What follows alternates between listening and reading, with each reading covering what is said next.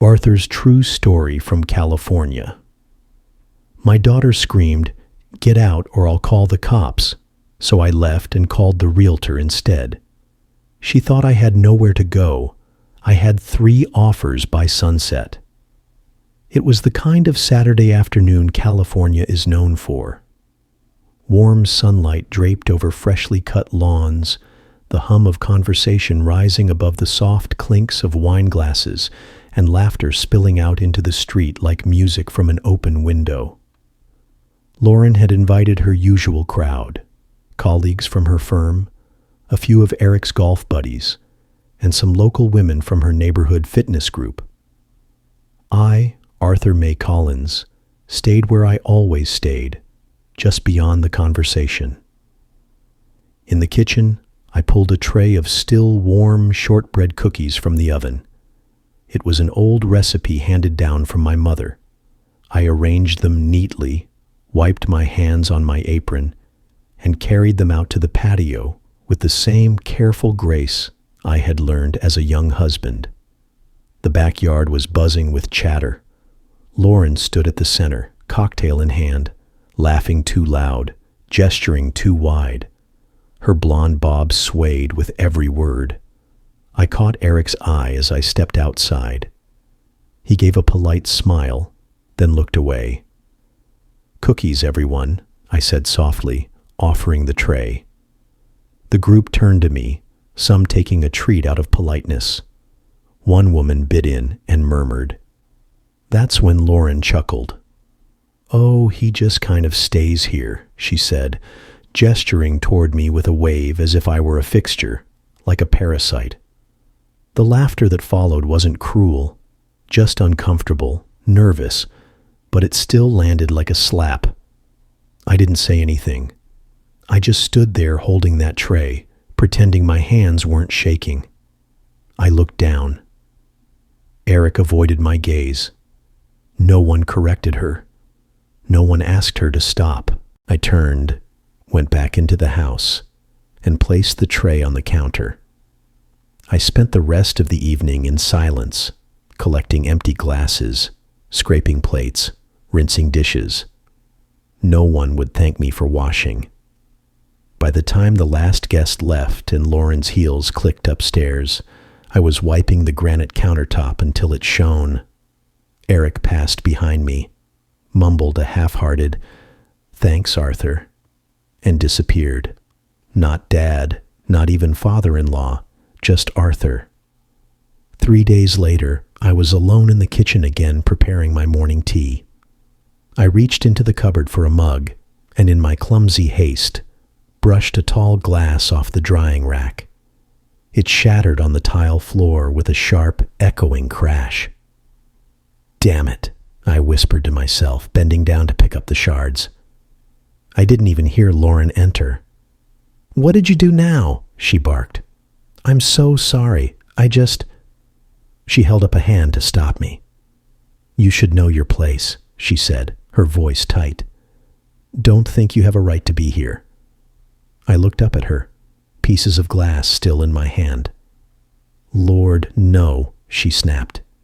"You think just because you're old, you're entitled. You think living here is some kind of reward for being passive-aggressive and cleaning up crumbs." I swear to God," she hissed. "If you don't get out of this house, I'll call the cops." I froze. Lauren had always been sharp, rude even. But this was different. "I'm your father," I said softly. "This is mine. You think that matters?"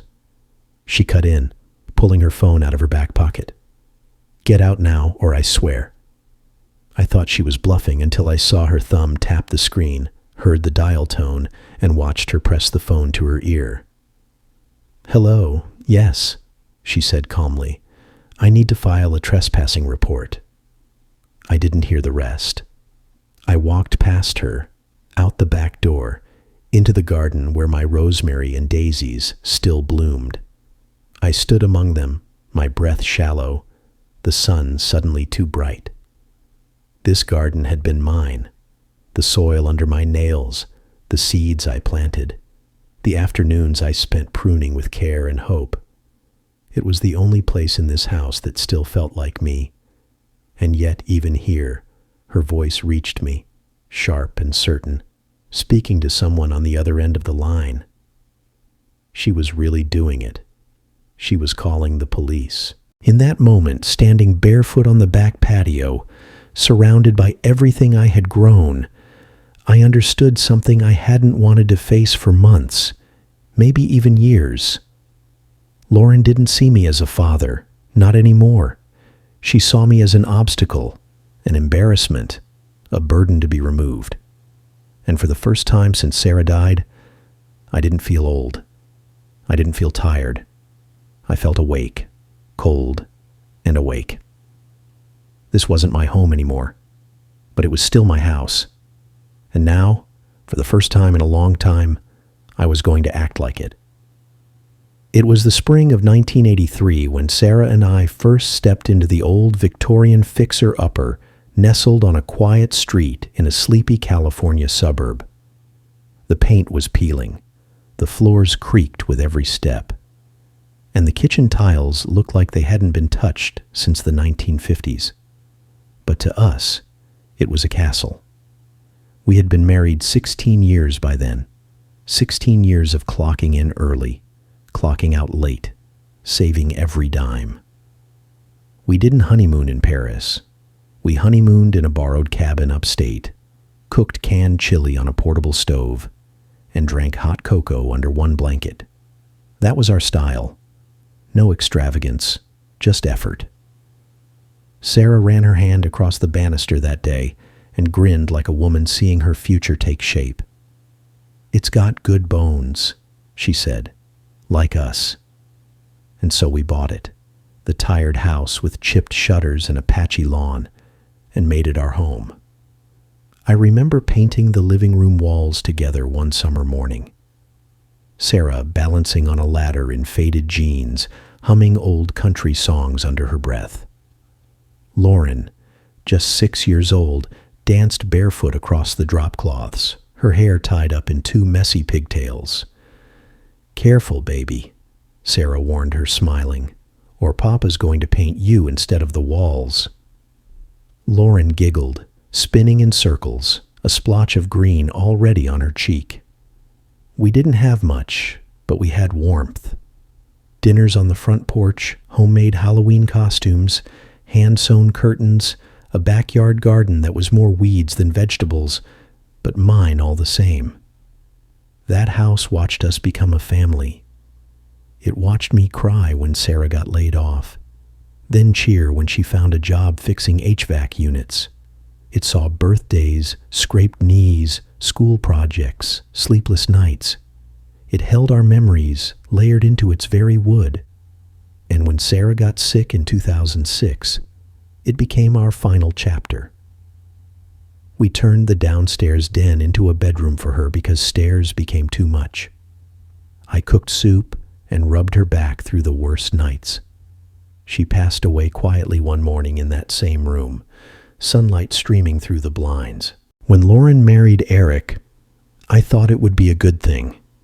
He was quiet, respectful, held the door open for me, the kind of man who always offered to carry groceries and never interrupted. But what I didn't realize then was that Eric's silence would become a shelter. Not for me, but for Lauren's cruelty. It started small, as these things often do. "Dad, maybe don't cook with fish sauce. The smell lingers." Could we avoid fried foods during the week?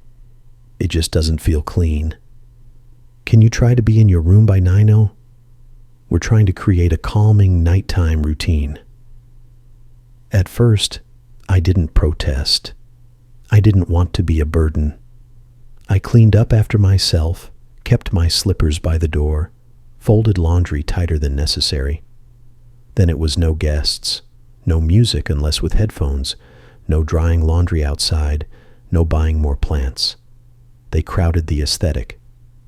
Eventually, I realized my world had shrunk to a single room and a single role: stay invisible. I was allowed to cook, clean and water the yard, but not decorate it, not live in it. I became what Lauren once told her friends. I enjoyed being helpful, but it felt less like help and more like servitude. She never said thank you. She didn't have to. I swept the porch every morning. I packed their lunches when she worked late. I watered her rose bushes, even when she forgot they existed. I was the unpaid maid, the ghost in the hallway. But ghosts hear things. One night, I came downstairs quietly to warm a glass of milk. I paused at the edge of the kitchen when I heard them talking in the living room. "He's just always there, Lauren." Eric mumbled something I couldn't catch. "He's draining us," Lauren continued. "He's exhausting, like emotional clutter." I stood there in the dark, holding the glass, my hands trembling. The hallway was cold, but my ears burned. Emotional clutter. That's what I had become to her. Not a father, not a widower trying to find peace in the only family he had left, but a pile of dusty junk in the corner. I backed away before they saw me and sat alone in my room for hours. The milk long forgotten. But I didn't say anything. Not the next morning, not the one after. That's the thing about silence. It isn't weakness, it's a ledger, and I was taking notes. Lauren didn't yell often. She preferred the slow drip of disdain, but one evening, she slipped. We were having dinner with two of Eric's friends, business types, the kind who call themselves investors, but don't seem to invest in anything but cigars and sports cars. The table was set neatly. I had spent the day preparing roast chicken, mashed potatoes, and green beans. Everything from scratch. It smelled like a memory from better years. Midway through dinner, one of the men joked, "This chicken's amazing. Lord, did you cook it?" Lauren laughed without missing a beat. "Oh God, no. That's our resident freeloader's work." The room went quiet for a second too long, then laughter, shallow, forced. I didn't say a word. I simply smiled. Eric glanced at me and then quickly looked down. Resident freeloader. That's what she called me. To strangers. In my presence. In the house that Sarah and I had built from pennies and hope. I excused myself before dessert. I didn't cry. I didn't slam doors. But I didn't sleep that night. I sat in bed and stared at the ceiling, hearing every word she'd ever said stack themselves into walls between us. She wasn't the girl I raised. The girl I raised held my hand in the rain because she was scared of thunder. She used to say, "You're my favorite person, Papa." That girl disappeared somewhere along the way, perhaps replaced by ambition, by resentment, by a version of adulthood that had no room for softness. But she forgot something important. The house she now ruled with her designer furniture and meal kits, it still belonged to me. It always had. And the man she called a freeloader, he still had the deed. It happened on a Thursday afternoon, one of those quiet hours when the sun was lazy through the blinds and the house smelled faintly of lemon cleaner. I was folding the laundry, mine, Lauren's, Eric's. I'd even matched their socks. Old habits die hard. Lauren came into the room holding a sleek folder. She sat across from me, crossed her legs like a businesswoman about to pitch a sale. "Dad," she began too smoothly, "I need a favor?" I looked up from the laundry. "What kind of favor?" She smiled, the tight kind that doesn't quite reach the eyes. "Just something simple. Paperwork, really. It's about the house." My body stiffened. "What about it?" "It would just make things easier if it were in my name. You know, for tax purposes, refinancing, equity applications. Nothing changes. You'd still live here, of course. Still live here in my own house." "I don't think that's necessary." I said quietly, folding a towel with deliberate care. Lauren sighed as if I were being difficult. It's just a signature. You wouldn't even have to go anywhere. Walter could notarize it if he's still alive. I looked her square in the eyes. Now the silence that followed was thick. No, she echoed, as if the word itself offended her. No, Lauren. That house is still in my name. It's the only thing your mother and I built together. I'm not signing it away. Her lips tightened. She stood abruptly and left the room. I thought that would be the end of it. I was wrong. A week later, I received a phone call from my bank. They had questions about a mortgage application tied to my address. Confused, I asked for more information, and that's when I learned that Lauren had attempted to secure a home equity line of credit in her name using my house, using forged documents that listed her as the primary owner. I asked for copies. The bank, sensing something was off, complied. There it was, my daughter's signature on papers claiming she was the rightful owner, that she had inherited the property, that she had taken over care of her elderly father, and was now handling all financial decisions. I stared at the documents for a long time, my hands trembling. It was no longer about disrespect. It was theft. Later that evening, I confronted her calmly. I didn't raise my voice. I spoke to the bank, I said, standing in the doorway of her pristine kitchen. I know what you did. She didn't flinch. She poured herself a glass of water. You shouldn't be poking around in things you don't understand, Dad. I understand perfectly, I said. You tried to steal this house. She leaned against the counter, sipping her water, then set the glass down and looked at me. Look, she said, voice suddenly sharp. You're not getting any younger. You don't work. You don't contribute. All you do is occupy space. I take care of this house, I said. I cook. I clean. You exist, she interrupted, like wallpaper. That hurt. But I stood my ground. And still, I said, it's my name on the deed. Her face twisted.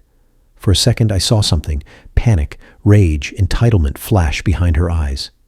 Then she laughed, a dry, humorless sound. You think that matters? She said. You think that paper means something? Nothing. You don't own this house, Dad? Not really. You live here because we let you. Because I had a moment of guilt and thought maybe it would be nice to have family around. But let's be honest. No one kept you here out of love. I felt those words land one by one like stones on a casket. She wasn't finished.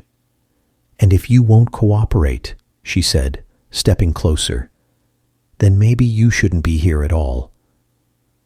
What does that mean? It means, she said slowly, you have 1 week to leave or I will call the police and tell them you're trespassing. That was the moment I realized my daughter didn't just want me gone. She wanted everything. She wanted the house, the history, the inheritance, the freedom to erase me without consequence.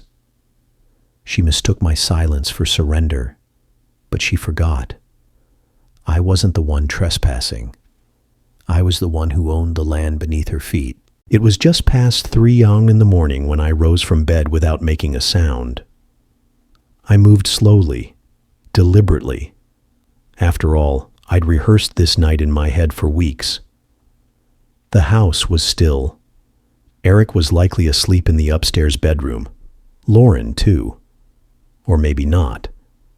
She had a habit of scrolling her phone under the covers until her battery died. Whatever she was doing, I didn't care anymore. I opened my closet and took out the small suitcase I hadn't touched in years. Inside, I packed the essentials, a few pieces of clean clothing, my worn leather wallet, the marriage certificate Sarah and I signed in 1967, her death certificate, and most importantly, the title deed to the house.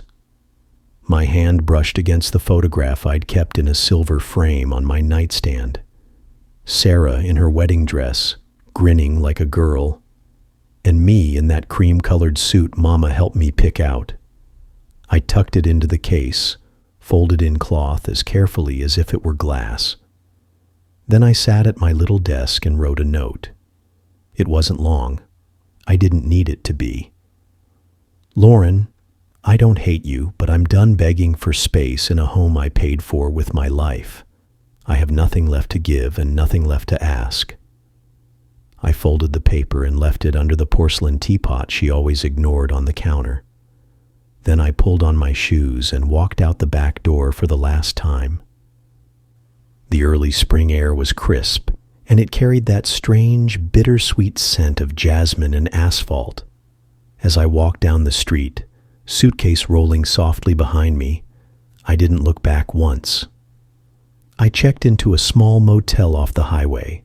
Clean, no frills, the kind of place no one asked questions as long as you paid in cash. I sat on the edge of the bed for a long moment, staring at the plastic-wrapped cups by the sink, the flickering TV screen with muted late-night talk shows. Then I reached into my handbag and pulled out the card I had been keeping.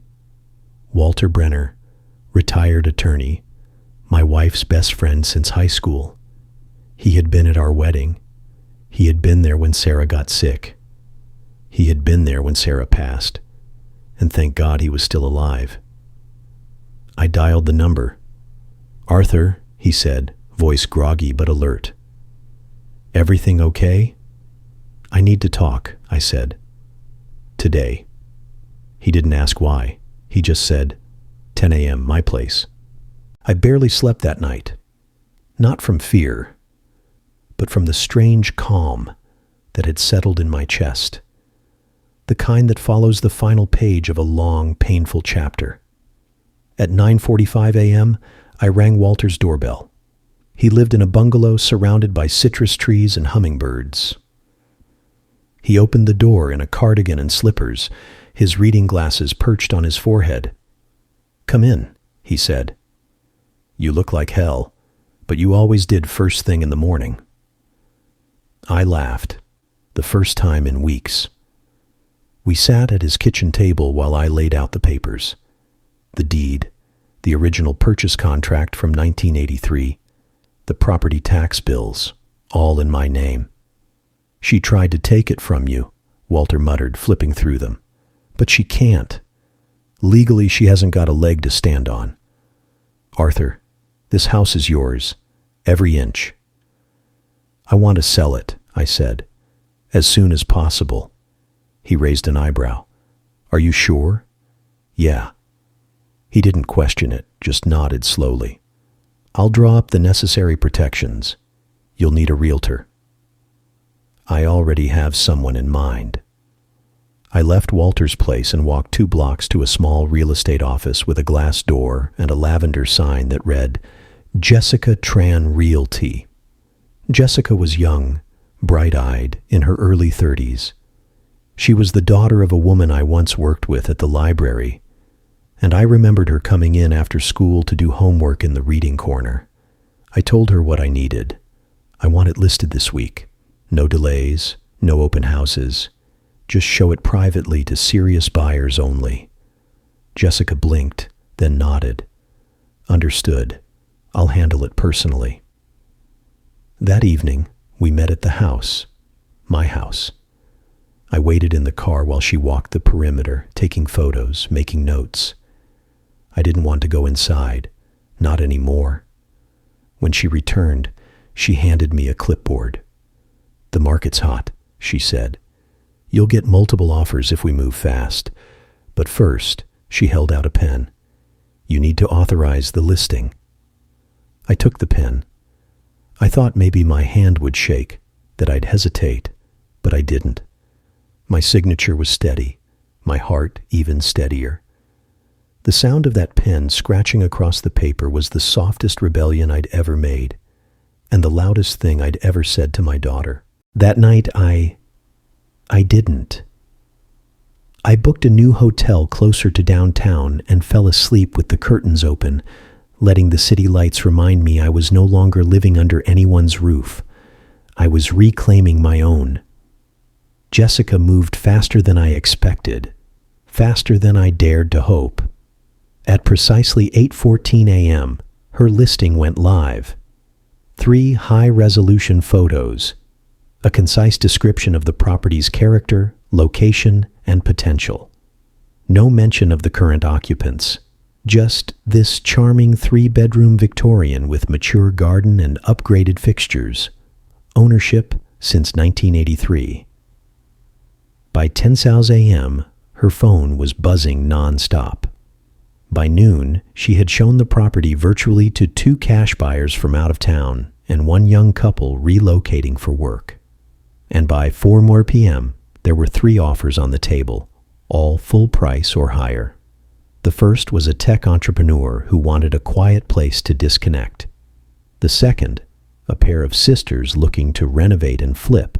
The third was a divorced woman in her 50s named Diane, who had recently received a settlement and was looking for somewhere to start over. I chose Diane, not because of the money, though hers was the cleanest offer, all cash, but because she spoke to Jessica with the kind of voice I used to have, tired, kind, and firm. Jessica texted me the contract. I reviewed it in silence, my reading glasses perched low on my nose, hands steady. I clicked sign. It was done. By sunset, the house was no longer mine, but also no longer hers. I sat in my motel room, watching the orange light spill over the blinds, the sky fading into shades of lavender and steel. My phone buzzed beside me. Lauren. I didn't answer. The next call came 20 minutes later, then another, then another. By the time I had finished brushing my teeth, she had called 7 times. No voicemail, no text.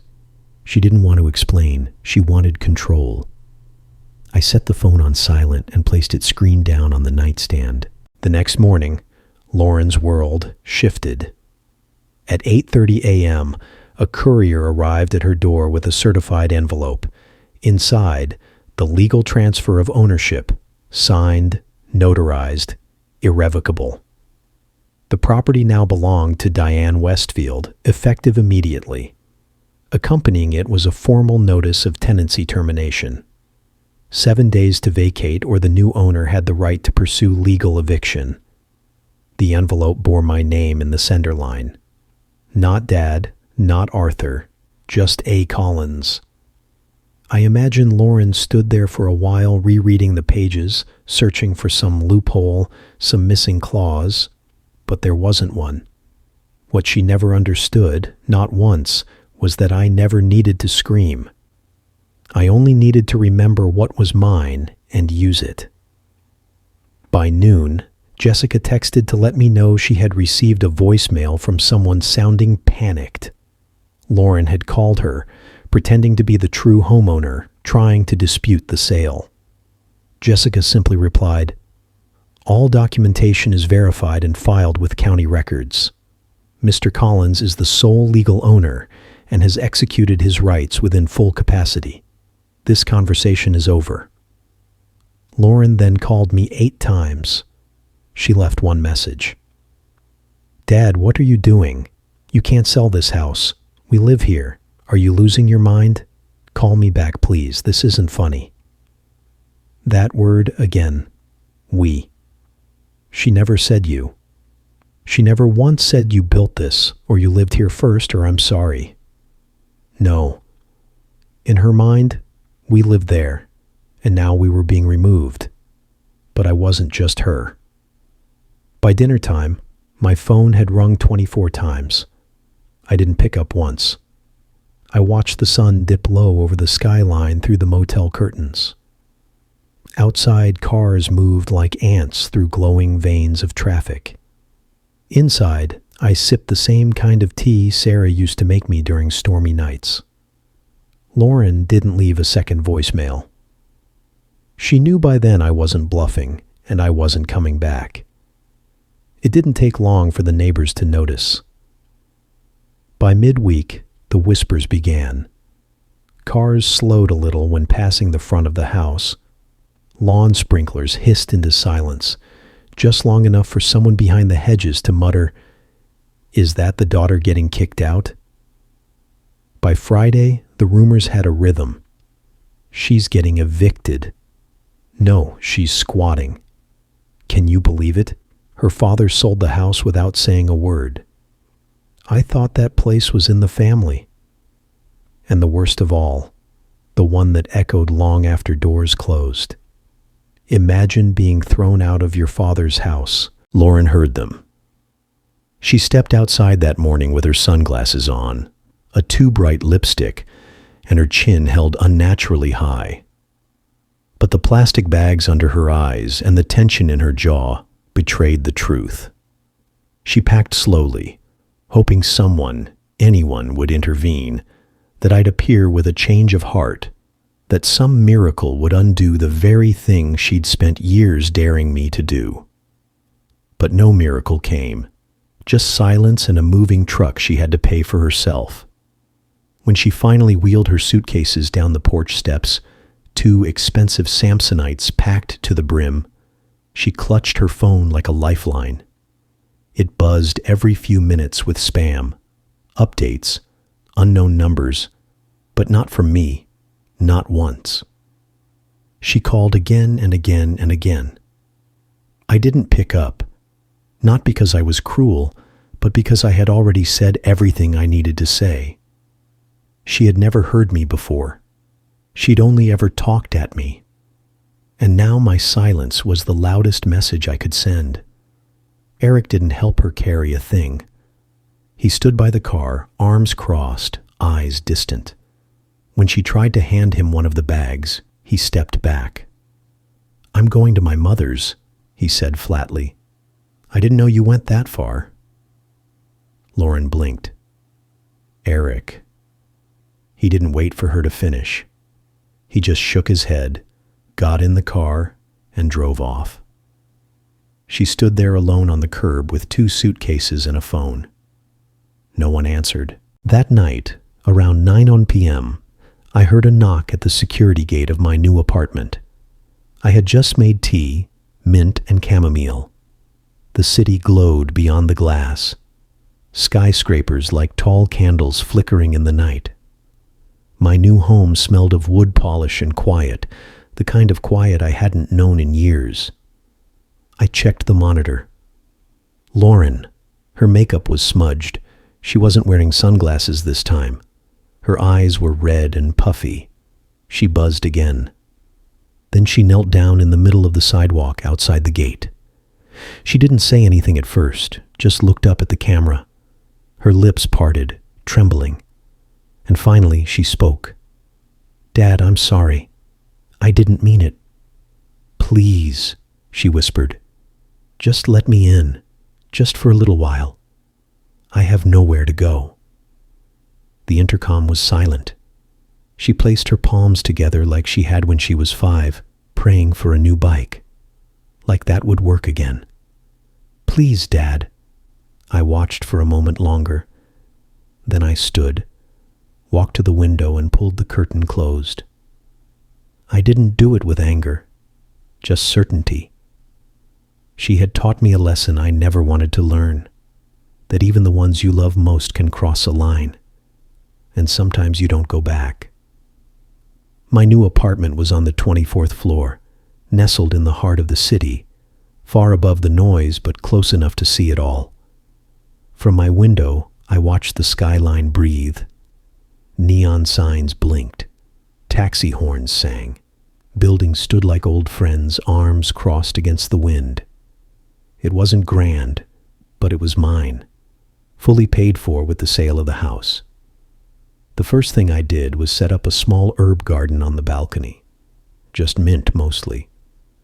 Sarah used to love the smell. I'd crush a leaf between my fingers some mornings and let the aroma drift over my coffee. Peaceful. The apartment was quiet in the best way, not silent like fear, quiet like rest. One evening, I brewed a cup of mint tea, pulled my shawl around my shoulders, and stood at the window. As dusk folded the city into soft shades of lavender and ink, that's when the phone buzzed. Lauren. Her name lit up the screen again. I watched it ring. Once. I didn't pick up. I turned the phone face down on the table. 10 minutes later, the intercom buzzed. I glanced at the camera. She was there again, her coat too thin for the night air, her hair disheveled. She clutched a duffel bag and stood beneath the streetlight like someone who had run out of time. "Dad," she said into the speaker, voice cracking. "Please, let me stay, just for a while.